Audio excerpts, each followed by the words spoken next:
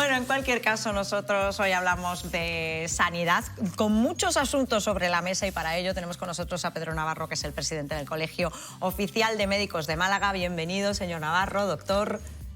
Muchas gracias, un placer estar aquí. Lo hemos invitado, como primer asunto, para hablar de ese planteamiento de reducción en el número de horas de las guardias. Se ha abierto el melón, podríamos decir, respecto a este asunto, y nosotros queríamos conocer cuál es la posición que mantiene el Colegio de Médicos de Málaga, doctor. Bueno, el Colegio de Médicos de Málaga, junto con el resto de colegios de médicos de España, estamos muy a favor. Estamos a favor de todo lo que sea dignificar la profesión y sobre todo medidas que son obsoletas, ¿no? Como es el tema de la organización de las guardias, ya 50 años sin modificarse. Lógicamente estamos de acuerdo que la calidad asistencial debe de ser óptima y el médico tiene que trabajar con las máximas garantías psíquicas y físicas para ejercer sus competencias al 100%. Ahora bien, que eso ha sido una propuesta de la ministra que no ha consultado con los colegios profesionales, yo creo que tampoco con los sindicatos, y eso hay que ponerle forma, ¿no? Porque lógicamente tenemos un déficit de médicos. A partir de los 55 años no es obligatorio hacer guardia. Entonces todo ese ensamblaje habrá que organizarlo. No es lo mismo un hospital comarcal que un hospital regional. Las zonas de España hay zonas que hay más ratios de médicos y zonas que no tienen. Total, que eso hay que estructurarlo y hay que estudiarlo, hacer un análisis muy profundo. La propuesta, una propuesta, por supuesto, ideal, pero hay que llevarlo a práctica, pero de una forma coherente. Bueno, ahora le preguntaré por si el sistema sanitario, tal como está a día de hoy en la actualidad, está preparado, ¿no? para asumir esa reducción de horas en el número de guardias, pero a mí me gustaría preguntarle, porque claro, hacía referencia a esos 50 años, hace 50 años que se imponen esas guardias de 24 horas, o se aprueban esas guardias de 24 horas, y claro, entiendo que la sanidad en aquel momento no tenía nada que ver con la sanidad que tenemos a día de hoy, ¿no? Claro, evidentemente las pruebas complementarias, no es la prueba complementaria que hay ahora, la cirugía no es la cirugía que hay ahora, es decir, que ha cambiado mucho, Lo que sí está claro que el factor humano, que es el médico, el sanitario, que está atendiendo al paciente, ese queda, ese está ahí, pero la tensión y la forma de trabajar ha cambiado totalmente. Entonces eso hay que estudiarlo, hay que mantenerlo, y sobre todo que no se puede generalizar. No es lo mismo una guardia de urgencia que una guardia de cualquier cirugía, que una guardia en cuidados intensivos, que otro tipo de especialidades, ¿no? Que pueden tener guardias muy intensas, pero que no tiene esa tensión, ¿no? Entonces, todo eso hay que analizarlo, no se puede generalizar, vamos a organizar. Entonces, estudiar los servicios, estudiar las especialidades, estudiar las regiones y llevarlo a cabo, y sobre todo los recursos. Hay que optimizar recursos, siempre hay que optimizar recursos, tanto recursos humanos como recursos económicos. No se puede hacer una propuesta, pues evidentemente, pues como se le dice, vamos a subir el sueldo el doble. ¿Quién va a estar en contra de eso? Todo el mundo estaremos de acuerdo, pero vamos a ver, eso se puede llevar a cabo. Entonces, a eso es a lo que yo me refiero. La propuesta es una propuesta que llevamos los médicos demandándolo mucho tiempo, porque el médico tiene que conciliar su vida profesional y familiar y, sobre todo, trabajar con las máximas garantías, como le digo, físicas y psíquicas, para realizar su trabajo con total garantía, porque además el paciente se lo merece, el paciente tiene que tener la máxima seguridad y la máxima calidad asistencial, pero hay que estudiarlo y hay que ver si eso se puede llevar a cabo de una forma progresiva o de una forma súbita. En algunas especialidades, claro, a lo mejor, en la guardia de algunas especialidades. Hay que estudiarlo, Paula, hay que estudiarlo y hacer un análisis muy exhaustivo. ¿Ha hecho el Colegio de Médicos un cálculo de cuántos profesionales habría que contratar para que se pudiera hacer o que fuera efectivo esta reducción de horas? Es muy difícil saberlo porque, como le digo, eso debe ser de piramidal, ¿no? Es decir, que desde la base, que nosotros empecemos a analizar cada uno, cada región, cada provincia, cada ciudad, las necesidades asistenciales que tiene y empezar hacia arriba y dando propuestas para llegar a un consenso y a una forma de que se pueda llevar a cabo este tipo de medidas. Y yo creo que sería bueno hacerlo, pero podemos hacerlo de una forma progresiva, que es mucho más factible y que no quede en una propuesta que después sea inviable totalmente hacerla de una forma generalizada.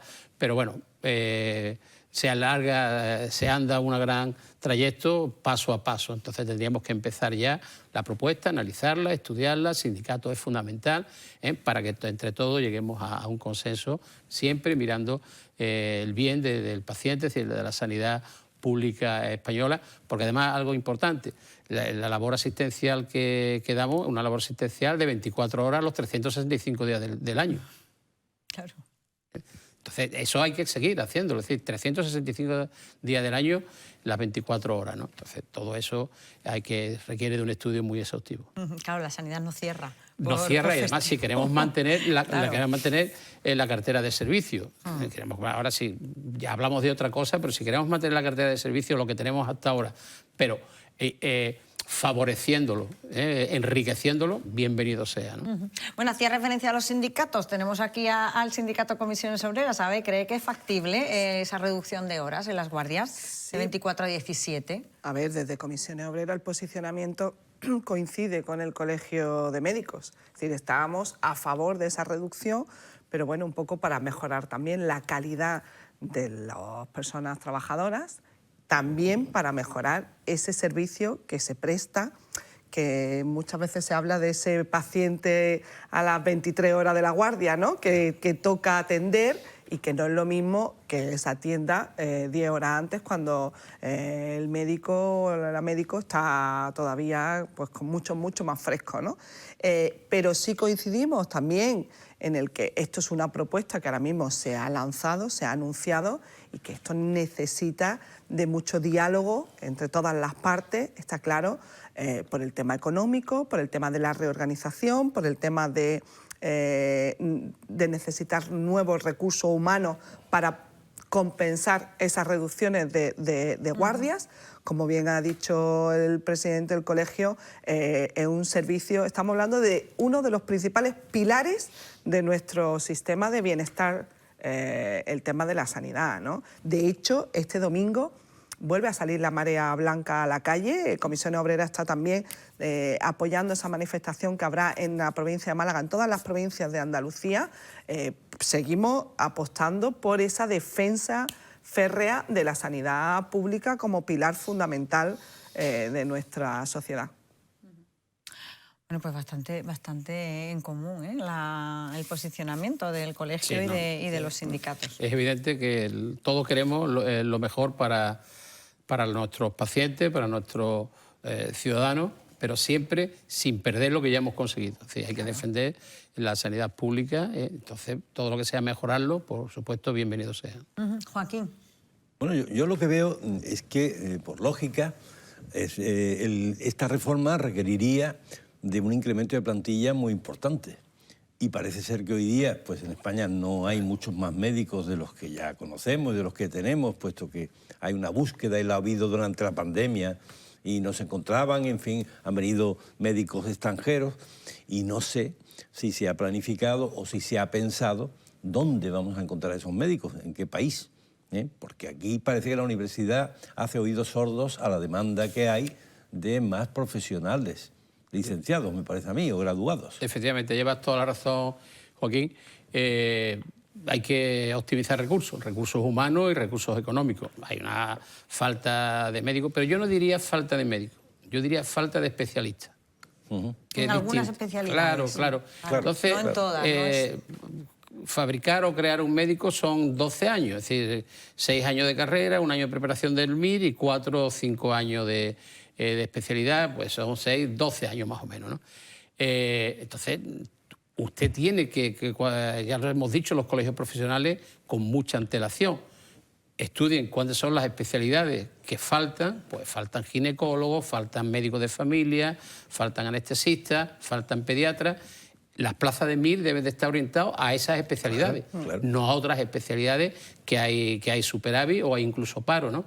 No nos han hecho caso. Y se ha visto lo que se ha visto, ¿no? Pues médicos de familia que dan plazas vacantes, porque claro, al tener la pescadilla que se muerde la cola, tener una forma de trabajo que son bastante poco agradables, pues no es agradable al médico cuando empieza la especialidad, a pedir la especialidad por coger médico de familia, con lo cual queda vacante.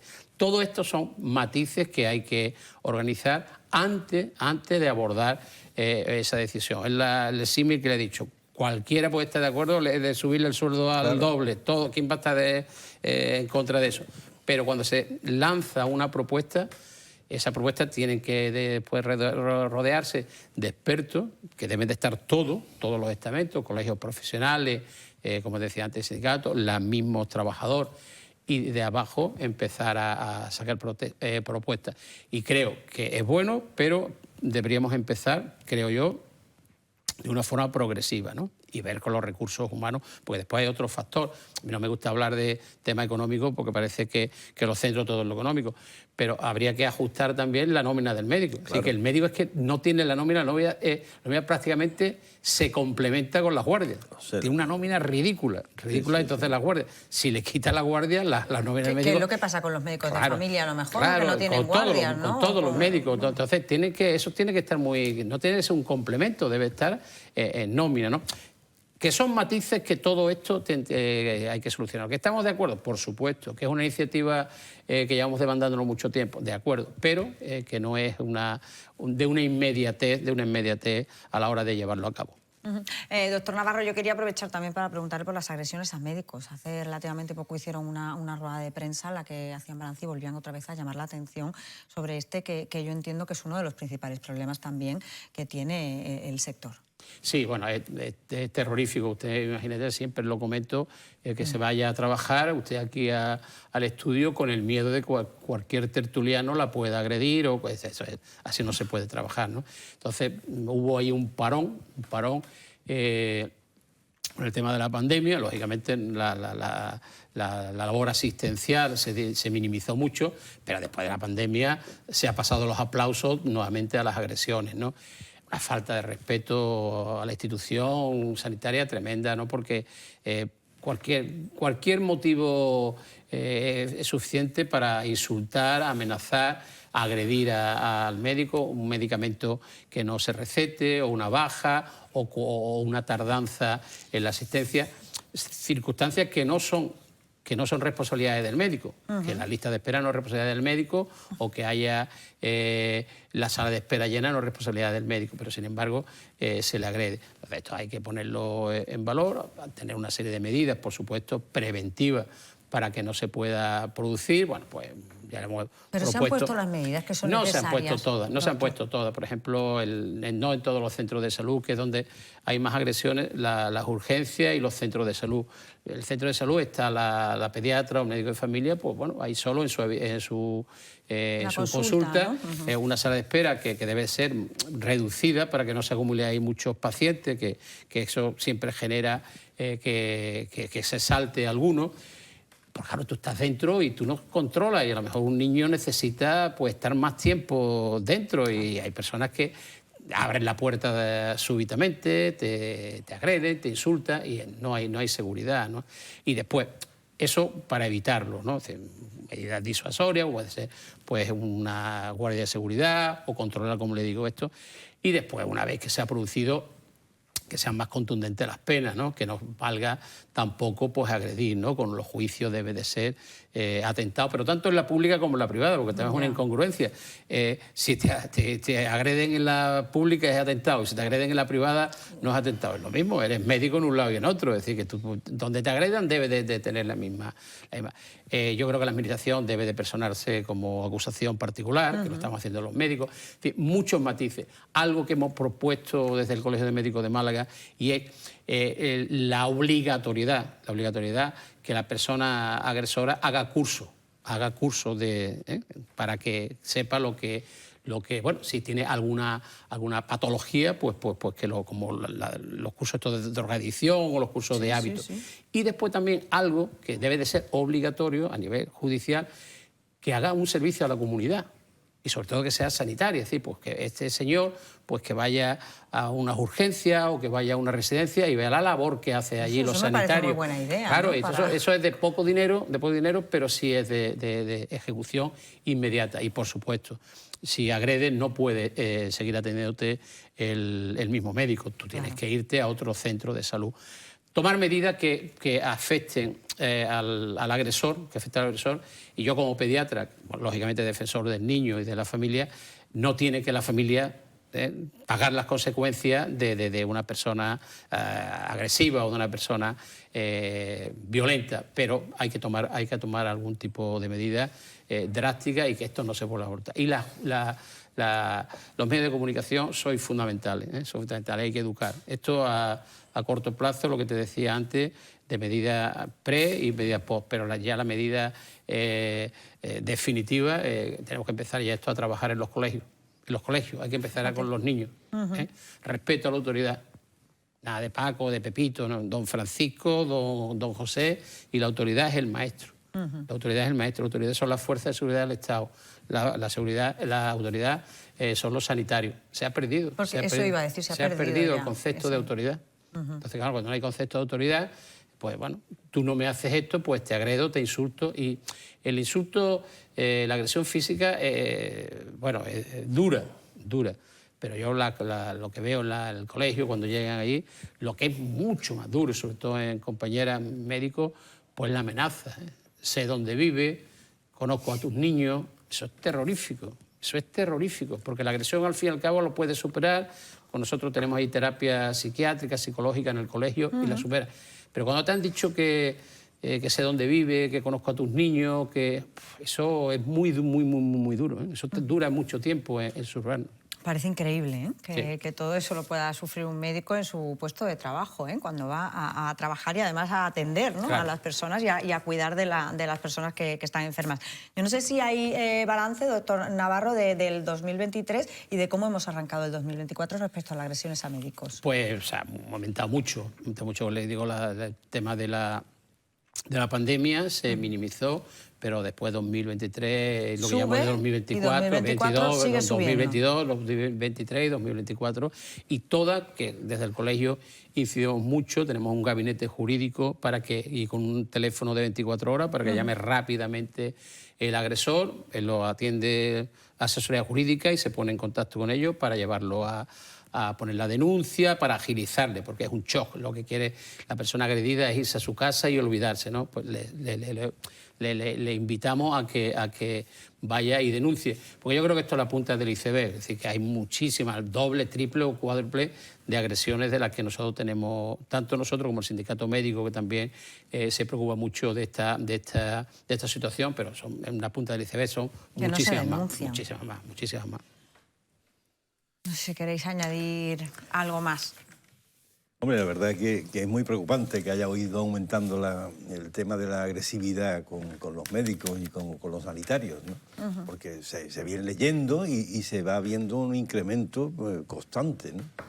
Y casi habrá que formar a los médicos y a los sanitarios en defensa personal. ¿Qué creéis que hay detrás de las agresiones a los médicos? Habla de autoridad, ¿no? Y del concepto de autoridad, pero... Confusión sobre lo que es la democracia. Yo creo que la educación, estamos hablando, bueno, el presidente habla de autoridad, yo hablo más de educación y de educar en respeto, en ¿no? en el respeto en todas las profesiones y a todo el mundo, y muchas veces en esa empatía de ponernos en el lugar de la otra persona. Está claro que detrás de todo esto está el deterioro del sistema. Es decir, los profesionales están trabajando con muchísimos menos recursos, con muchísima más presión, y eso al final afecta al servicio que se... A la calidad, claro, también del está dando. Claro.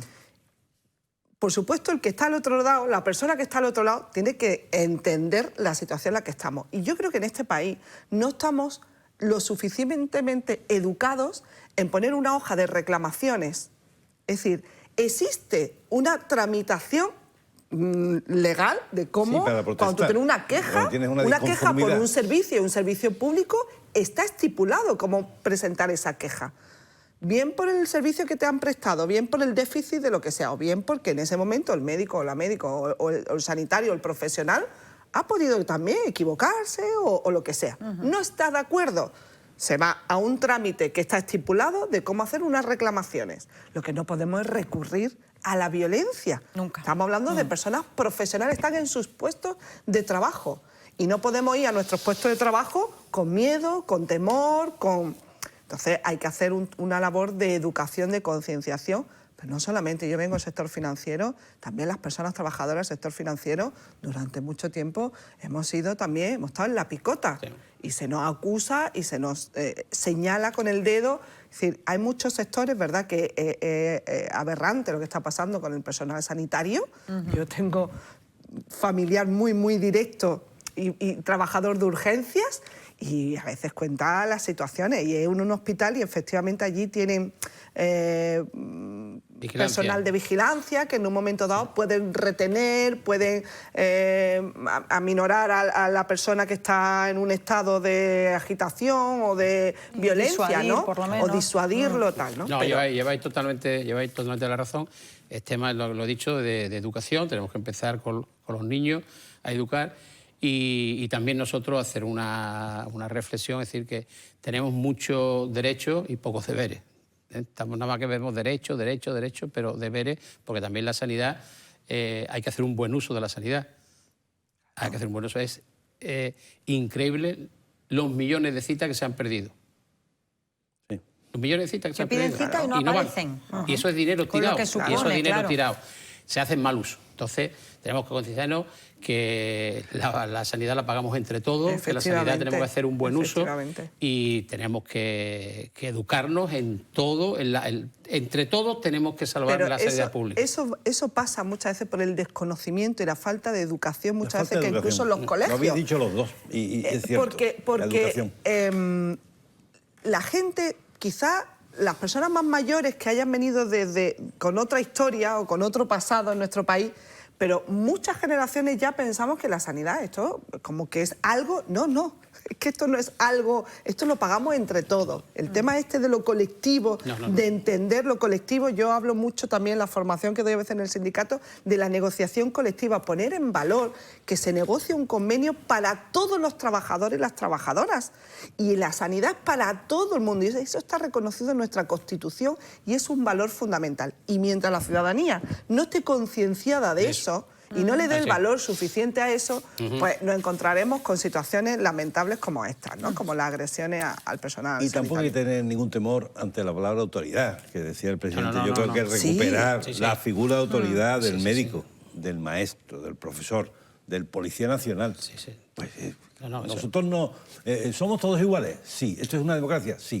Pero cuando yo voy a la consulta del doctor Navarro, yo me pongo en sus manos. Yo no sé, yo voy porque necesito sus conocimientos. Yo sabré otras cosas, pero de eso no sé. Claro. El concepto de autoridad, Joaquín, que no, por supuesto no es peyorativo de algo dictatorial. Todavía bien entendido. El concepto de autoridad, el concepto de que cada uno tiene su rol. Tiene su rol.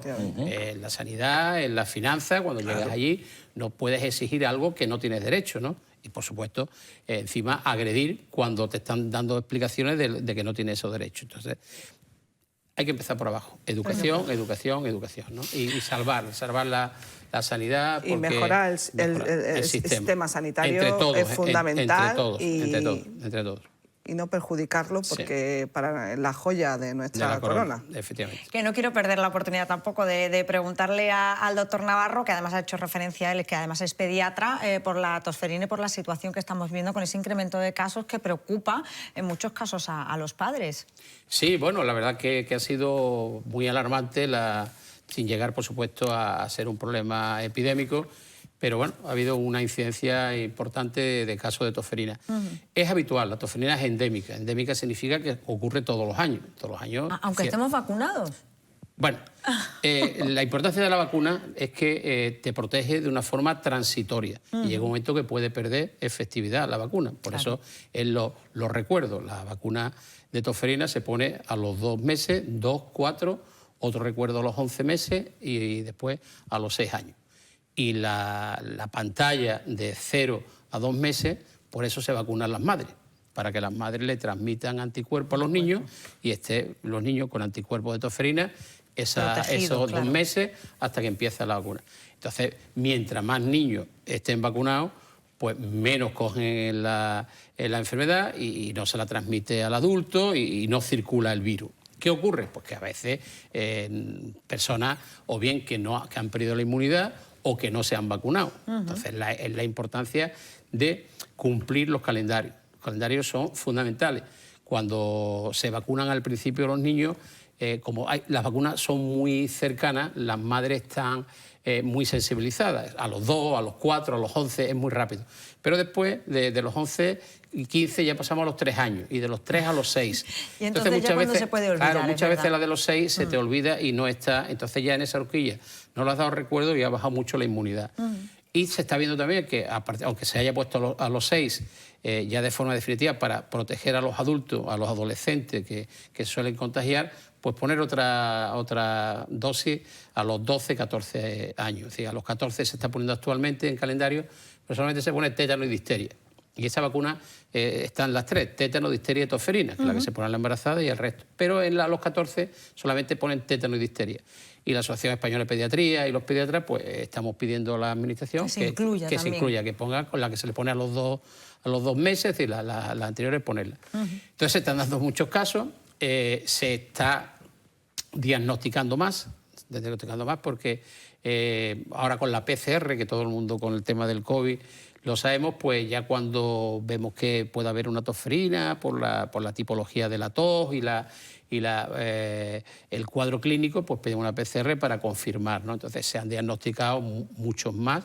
Es una enfermedad relativamente leve, hay que tener mucho cuidado con los límites, ¿no? Personas vulnerables, personas mayores, personas con patología y niños. Mis niños, mientras más pequeño sea el niño, recién nacido, pues más agresividad puede tener la tosferina, ¿no?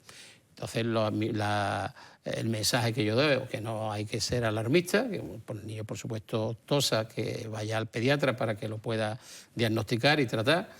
Si se diagnostica de tosferina, al ser bacteria, tiene tratamiento antibiótico, que no es un cuadro vírico que no tiene tratamiento, sino tiene un tratamiento antibiótico que se puede dar, siempre confirmando que es tosferina, y que los calendarios vacunales se complemente totalmente, que no se pierda ni una dosis, ¿no?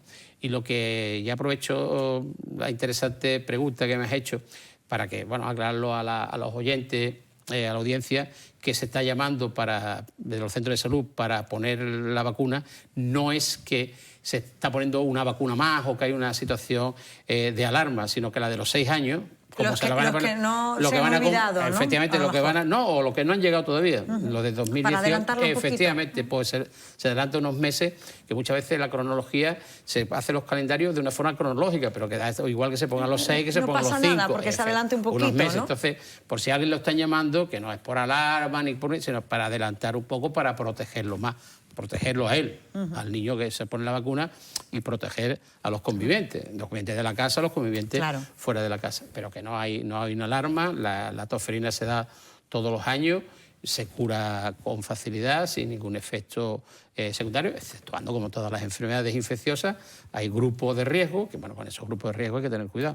Bueno, pues hacemos un llamamiento también a los padres que comprueben, ¿no?, en la cartilla de vacunación, por si se les ha pasado, pues para que aprovechen. Normalmente siempre los pediatras, cuando llega el niño, avisan. Pues, efectivamente, llega a la consulta por cualquier otro motivo, que te digo yo, pues no sé, una gastroenteritis, pues siempre preguntamos que tiene dosis de vacuna tal día, que a los 3 años, claro, siempre lo vamos recordando. Eso, la alimentación, ciertas indicaciones de salud pública, estamos muy pendientes. Pero bueno, hay padres que a lo mejor pues, los niños no tienen patología, van poco al médico, ¿no? Pues, bueno, pues que sepa que lo deben de preguntar para que los calendarios deben de estar totalmente cubiertos.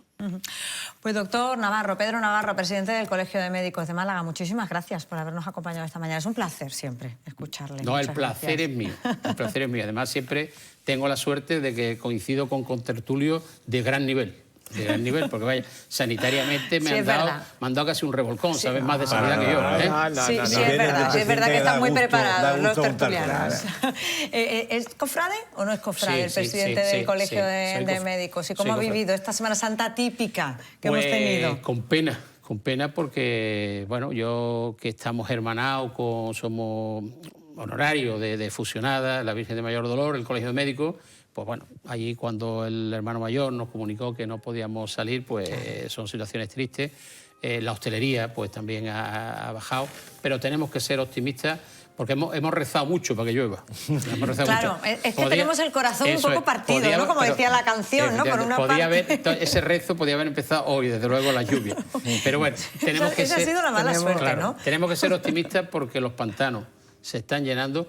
Hubiese sido... Yo la hostelería, se lo decía ayer a un amigo hostelero que estaba muy triste, que había perdido mucho. Digo, imagínate lo que hubiese supuesto el verano, que te cortaran el agua, que no pudiese lavar los platos y los cubiertos, y tuviese que cerrar porque te habían cortado el agua. Hubiese sido caótico. O las playas sin duchas, sin los servicios. Bueno, yo creo que afortunadamente la lluvia ha venido como agua de mayo. Totalmente. Muchísimas gracias por habernos acompañado, doctor Navarro. Un placer. Vamos a hacer balance con el presidente.